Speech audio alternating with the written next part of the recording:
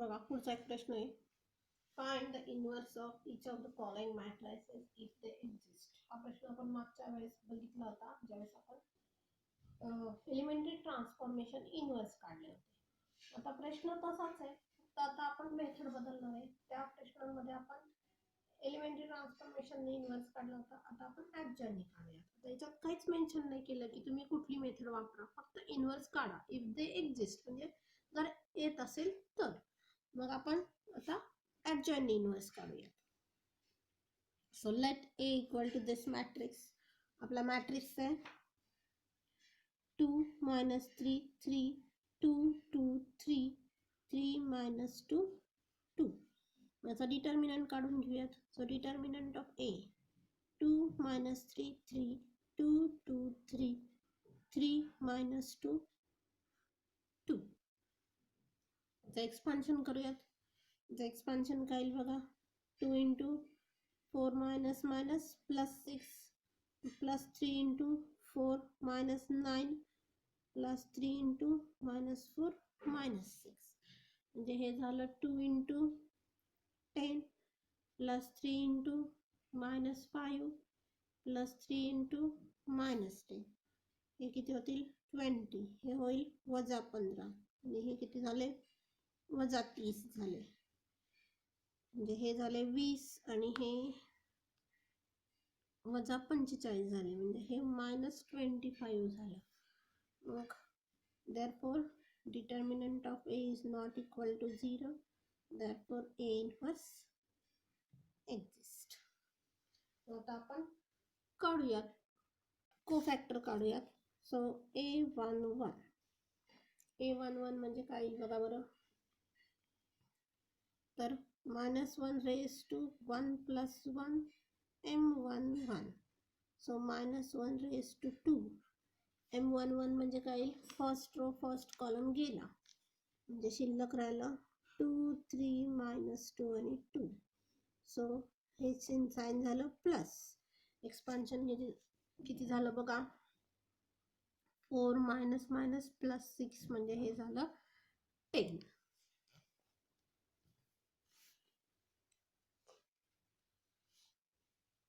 Then A12 -1 raised to 1 plus 2 M12.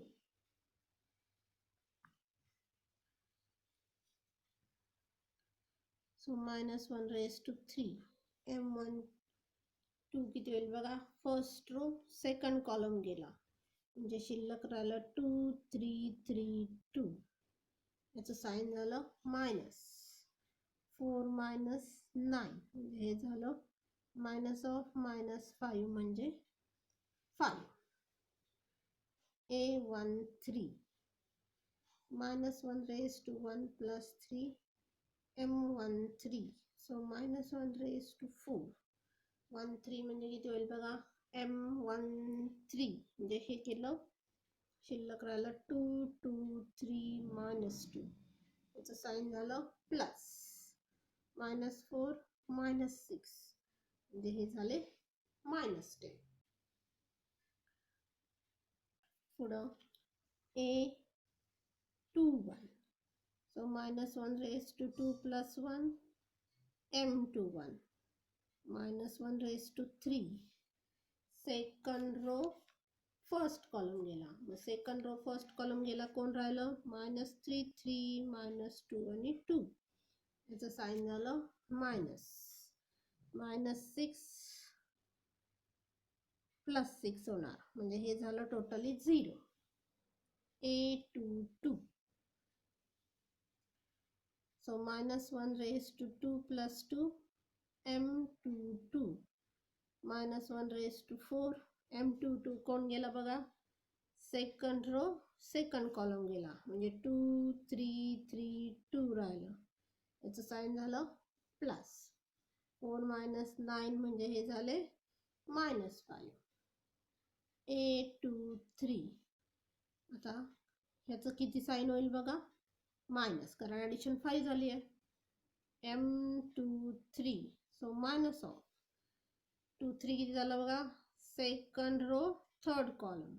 So 2 - 3 3 minus of -4 minus +9 minus of 5 म्हणजे हे झाले -5.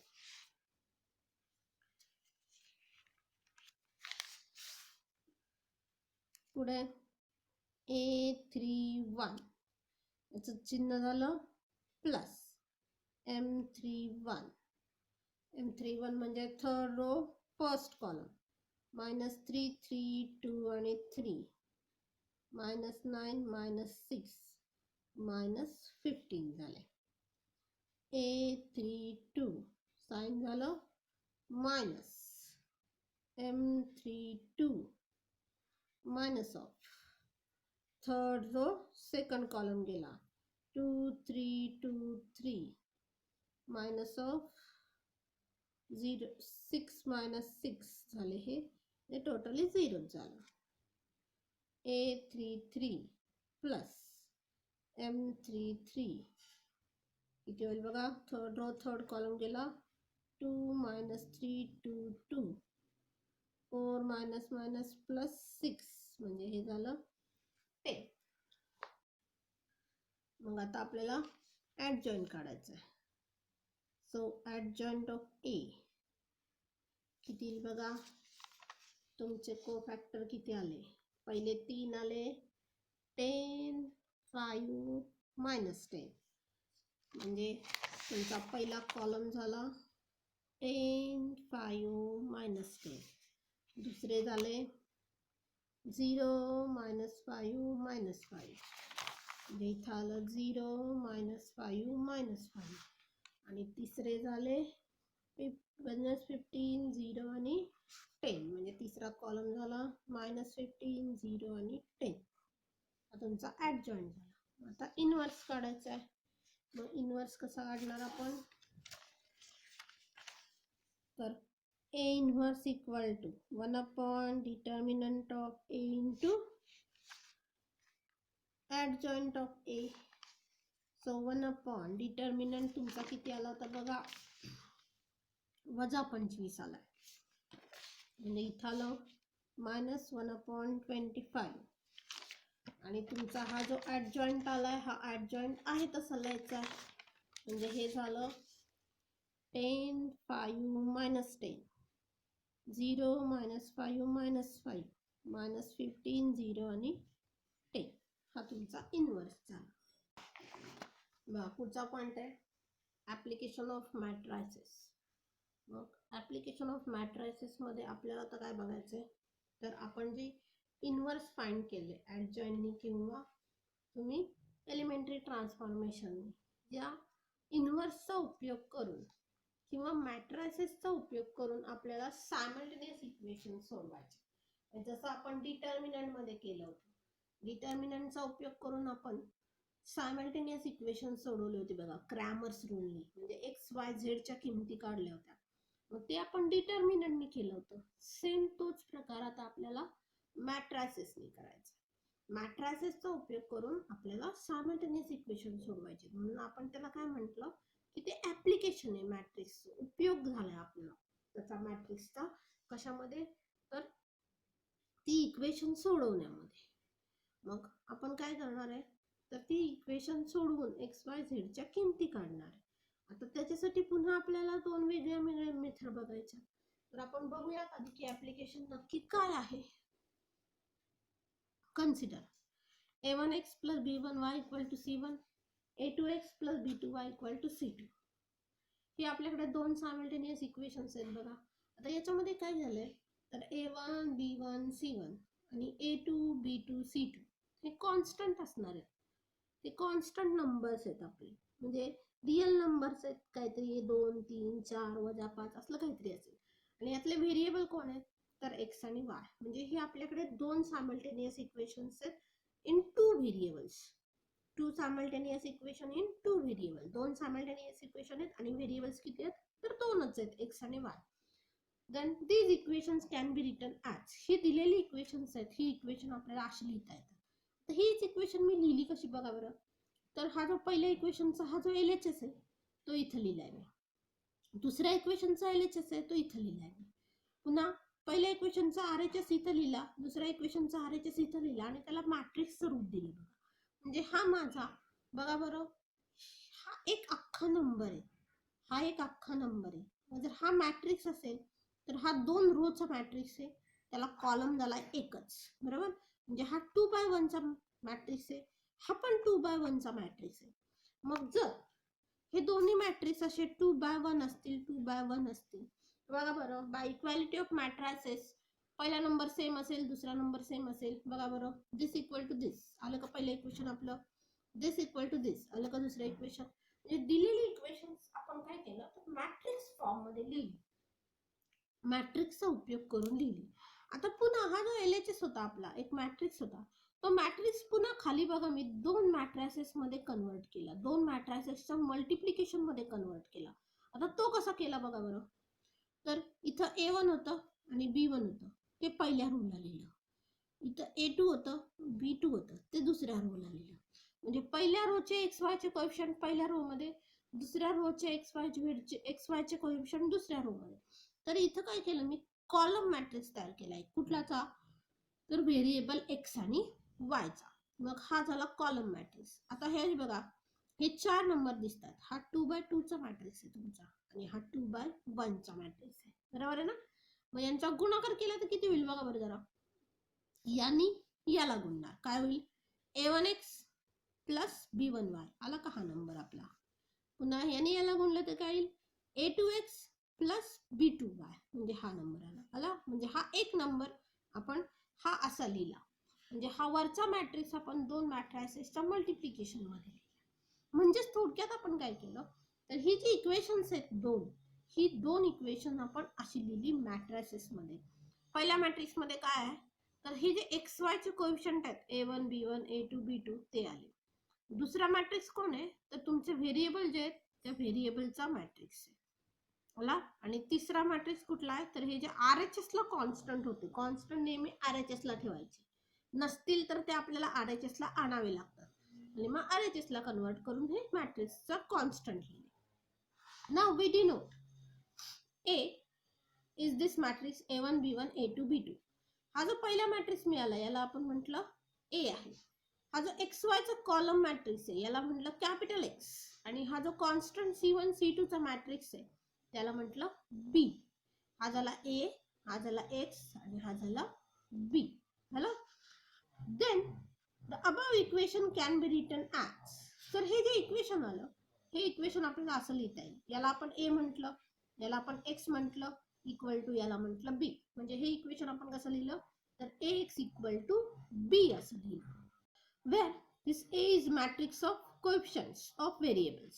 त्यातला हा A कोण आहे तर हे जे तुमचे व्हेरिएबल होते त्या व्हेरिएबलचे जे कोएफिशियंट्स आहेत A1 B1 आणि A2 B2 त्यांचा मॅट्रिक्स आहे. तर X कोण आहे, X is the column matrix of variables. हा X कोण आहे तर कॉलम मॅट्रिक्स आहे कोणाचा, व्हेरिएबलचा. तर B कोण आहे, column matrix of constant. B हा कॉन्स्टंटचा column matrix. This matrix equation Ax equal to B can be used to find the values of variable xy or xyz.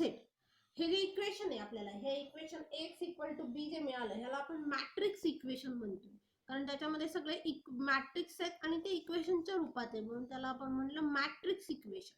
ते इक्वेशन कुठलं आहे आपलं तर Ax equal to B. त्यातला A कोण आहे तर XY च्या कोएफिशियंटचा मॅट्रिक्स आहे, X कोण आहे तर व्हेरिएबलचा कॉलम मॅट्रिक्स आहे आणि B कोण आहे तर कॉन्स्टंटचा कॉलम मॅट्रिक्स आहे. तर या इक्वेशनचा वापर आपल्याला कशासाठी करायचा आहे, to find the values of variables.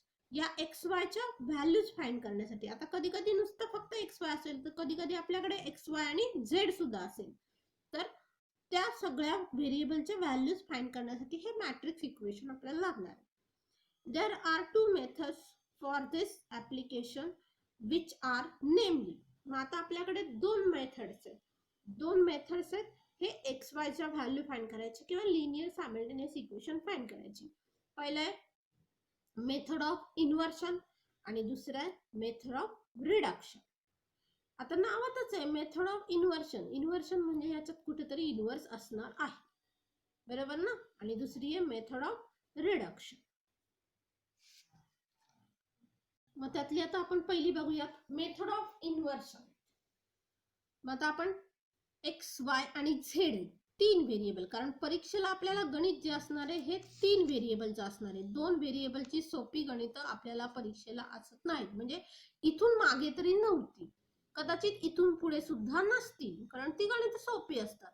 त्यामुळे तीन व्हेरिएबलची गणित आपल्याला असणार आहे. So consider three equations. कुठली घेतली? a1x plus b1y plus c1z equal to d1, a2x plus b2y plus c2z equal to d2 आणि a3x plus b3y plus c3z equal to d3. अशी आपण तीन इक्वेशन्स घेतली आणि तीन व्हेरिएबल्स आहेत. त्यातला बघा बरं, a1 b1 c1 हा xyz चा कोएफिशिएंट आहे. इकडे a2 b2 c2 हा परत xyz चा कोएफिशिएंट आहे. a3 b3 c3 हा xyz चा कोएफिशिएंट आहे. तर d1 d2 d3 हे कॉन्स्टंट आहेत.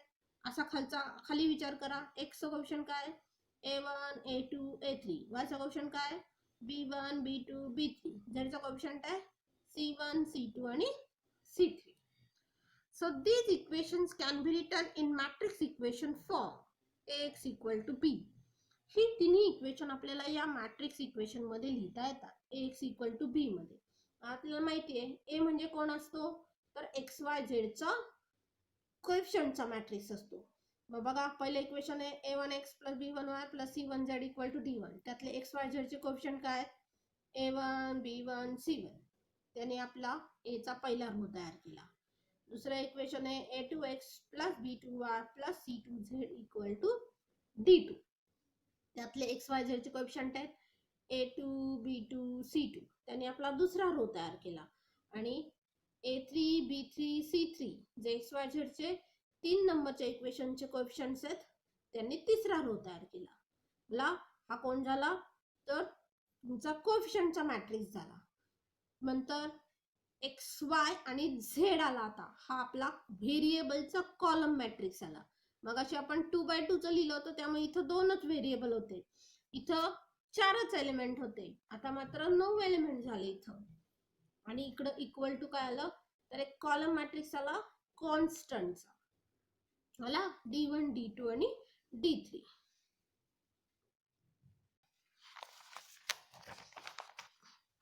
बघा पुढे, if the solution of these three equations exist. जर या तिन्ही इक्वेशनला सोल्युशन एक्झिस्ट होत असेल, सोल्युशन असेल म्हणजे एक्स वाय झेडच्या किमती निघत असतील, then the matrix A must be non singular. तर तुमचा ए जो आहे, जो कोएफिशिएंटचा मॅट्रिक्स आहे, तो ए नॉन सिंग्युलर असेल, म्हणजे त्याच्या डिटर्मिनंटची किंमत 0 येणार नाही. आणि डिटर्मिनंटची किंमत 0 येणार नसेल तर ए इन्व्हर्स एक्झिस्ट होणार. मग आपण आता काय करणार? त्याच्या डिटर्मिनंटची किंमत बघणार, ती नॉन झिरो झाली तर ए इन्व्हर्स एक्झिस्ट झाला म्हणणार, म्हणजे त्याला सोल्युशन आलं. बरोबर. मग पुढं, A inverse can be found out either by transformation method or by adjoint method. मग आता हा ए इन्व्हर्स आपल्याला फाउंड आउट करायचा आहे. मग तो फाउंड आउट करताना काय करणार आपण? एक तर लिनियर ट्रान्सफॉर्मेशन मेथड वापरणार, आपण जनरली रो ट्रान्सफॉर्मेशन वापरणार, किंवा ऍडजॉइंट मेथड वापरणार. तुम्ही इन्व्हर्स कुठल्याही मेथडनी काढू शकता. हा, एक्झाम्पल मध्ये सांगितलं असेल की याच मेथडनी इन्व्हर्स काढा, तर त्याच मेथडनी काढायचं. मग आपण इन्व्हर्स काढणार आयदर लिनियर ट्रान्सफॉर्मेशन मेथड और ऍडजॉइंट मेथड. इन्व्हर्स काढून झाला. आता पुढे आपण काय करणार? तर हे मॅट्रिक्स इक्वेशन कन्सिडर केलं आपण, ax इक्वल टू b. मग आता काय करणार? तर pre multiply by A inverse. त्या मॅट्रिक्स इक्वेशनला प्री मल्टिप्लाय करायचं ए इन्व्हर्स केलं. म्हणजेच प्री मल्टिप्लाय म्हणजे ए इन्व्हर्स आधी लिहायचा, म्हणजे इथं ए इन्व्हर्स आधी लिहायचा, याला गुणताना ए इन्व्हर्स आधी लिहिला. आता मॅट्रिक्स इक्वेशन मध्ये ही मल्टिप्लिकेशन झाली आहे. मग ही मल्टिप्लिकेशन, याला जो ब्रॅकेट येतो याला घालता येतो, ए इन्व्हर्स इंटू ए ला. मग ए इन्व्हर्स इंटू ए खाली किती झाला? तर आय झाला. मग I into X equal to A inverse into B, I into X. आता हा आय ने कुठल्याही मॅट्रिक्सला गुणलं तरी तोच मॅट्रिक्स तसाच राहतो, म्हणजे हे एक आय एक्स इंटू आय हे काय असणार आहे? तर एक्सच असणार आहे. मग ते किती झालं? तर एक्स झालं. इक्वल टू किती आलं? तर ए इन्व्हर्स इंटू